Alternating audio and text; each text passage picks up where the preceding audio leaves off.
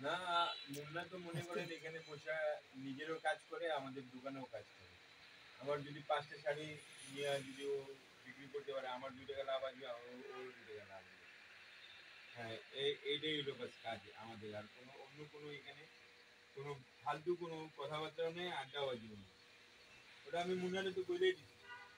আমি মুন্নারে বলে দিছি, আমাদের এখানে আড্ডা কে মারবো? আড্ডা মারবো আমি আর মুন্না, এর ছাড়া আর কেউ নাই। হুম,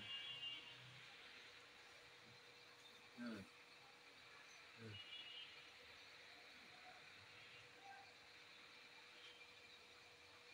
হুম, হুম, ঠিক আছে। কাজ হইলে তো আর এখানে কাজে হইলে তো আর কোনো ইয়া নেই, আড্ডা নেই। হুম, হুম।